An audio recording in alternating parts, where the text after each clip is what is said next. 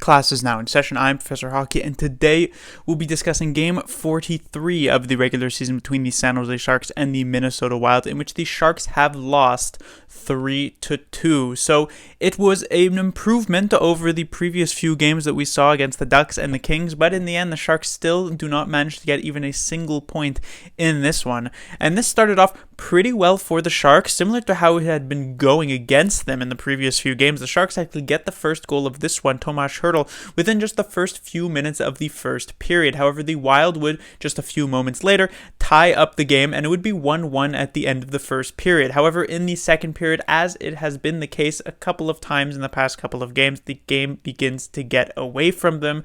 The Wild add two more pretty early on in this period, as this one gets added by Zuccarello and then Zach Parise, and it is 3-1 at the end of the second period. And in the third period, there's just not really that much doing in general for this game. This was not necessarily all that exciting of a game. The Wild had their burst at the start of the second period, and the Sharks were just generally okay through most of this game. The Wild otherwise were generally okay, and so while I do think it was an improved defensive performance from the San Jose Sharks, the offense just not really apparent enough. We would get to the last 6 or so minutes of this one where the Wild would get a power play and the Sharks would score shorthanded coming from Evander Kane, his 17th, which would make this one interesting. But even in the last couple of minutes, the Sharks could basically not even get into the zone to get settled with the goaltender pulled. They'd finally managed to get themselves an offensive zone faceoff with about 27 seconds left, and then just kind of Erik Karlsson gives it away at the blue line, which forces Meier to retreat back. He keeps the puck in, but then his stick breaks, and just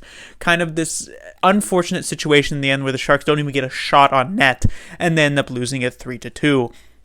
Now, I guess the first thing to talk about would be the playoffs, but it's kind of difficult to talk about this just because the Sharks were playing in Minnesota, which means their game was earlier than most of the other games in the division. Also, should be mentioned that the Golden Knights and the Ducks are the only other two teams in action here tonight, as both the Coyotes and the Blues do not play, and the game between the Kings and the Colorado Avalanche was actually delayed due to COVID. And so basically, this was a chance for the Sharks to make up a game in hand that they have on a team like the Arizona Coyotes, and the Sharks just lose that opportunity. So right now, the Sharks have had a lot of good looks to try and make a move here in the playoff race, and they just haven't taken basically any of them over the past week or so. So not looking too great.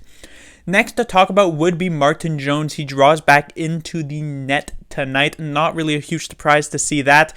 And Jones was okay, but not good enough in this one. It was, in the end, Talbot versus Jones in a game that didn't have too much offense between them, and Talbot technically outduels Martin Jones. I guess that's maybe somewhat unfair to say, because Talbot, I would say, probably wants the one on Tomas Hertl back for himself, and Jones also wants one of these goals back, and in the end it comes down to the fact that the Sharks just weren't challenging Talbot enough.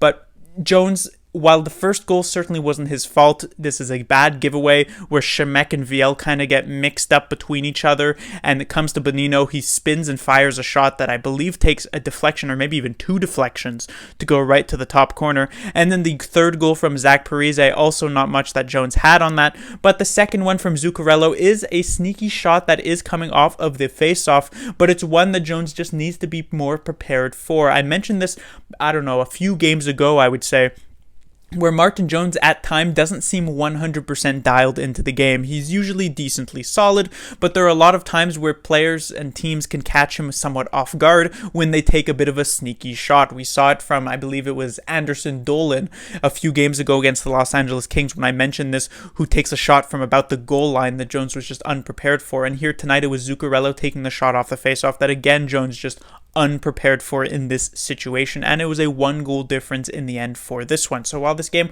isn't entirely on Jones, that the Sharks just couldn't get too much generated offensively, Jones does at least have some partial blame for it.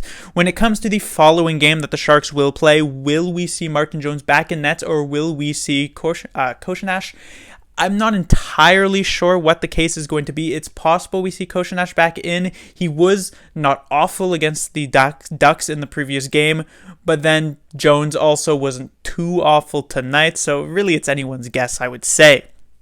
Next, we'll be talking about Marc-Edouard Vlasic. He returns to the lineup tonight, and he had a pretty decent game, I guess you could say. He was on the ice for this Bonino goal, but I don't think he could have had much of an effect on this one. It was more so, as I said, the Simek and Viel disconnect between them that allowed Bonino to get this shot away, and the Sharks to give this one away. And otherwise, Vlasic played a pretty solid game, and just in general, as I said, the defense as a whole for the San Jose Sharks improved pretty significantly from the previous couple games against the Ducks here tonight.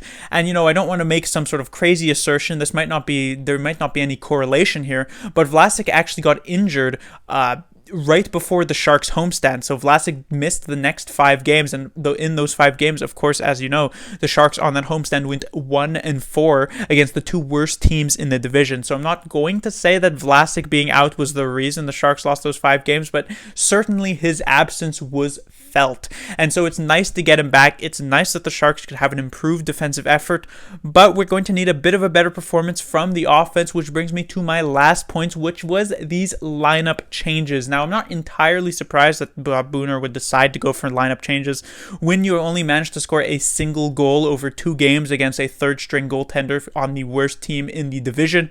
You're probably going to want to make some sort of personnel change, but I'm not sure if I entirely agree with all of them here. The first line ends up being reunited. Kane, Labanc, and Couture. They took about 1 game off, but here they are back together. And then for the second line, we see Patrick Marleau promoted back up here, and Marleau ends up getting about 15.5 minutes of ice time here tonight, which I just will fail to understand consistently. I've mentioned this many, many times before. I understand why Marleau continues to get a spot in the lineup. Obviously, it might be tomorrow where he ties Gordie Howe for most all-time games played. He will be passing him in that regard in just a couple of days as well.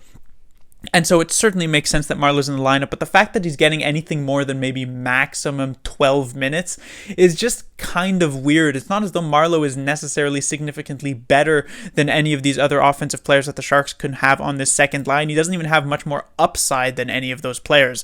So for instance, Ryan Donato has not seen the top 6 forwards since like the beginning of the season, so why not give him a try in that position? But instead, Donato is demoted to the 4th line with Viel and Handemark, 2 offensive black holes, and he's given about 7 minutes of ice time here tonight. I'm not going to say Donato was perfect in the previous game. In fact, that was probably one of his worst played games of the past couple of weeks, I guess you could say.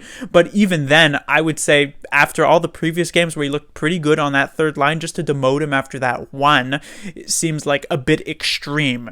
We also saw Timo Meier take the spot on the 3rd line with Dylan Gambrell as well as Marcus Sorensen, so a completely new look 3rd line, which I was kind of disappointed by as well, as I was really beginning to enjoy that Gambrell, Donato, Leonard line, and I know they hadn't looked all that great in the past couple of games, as I've said now, but I feel as though if you're going to just continuously iterate on the lineup, I would like only maybe a couple of changes here or there, because when you make full-scale changes, you end up with a game like this, where there just wasn't much chemistry between the San Jose Sharks. They had a couple of decent chances, but realistically, they were pretty much held back by a Wild team here tonight, so that was disappointing to see. And as I said, in that one, Leonard getting the kicked out of the top 12 here tonight when both Viel and Handemark managed to stay in the lineup is just kind of disgraceful from the position of Bob Booner, in my opinion. Not as though Leonard has been fantastic, but he's certainly been better than those 2 players. But that will do it for this review. The Sharks will be back in action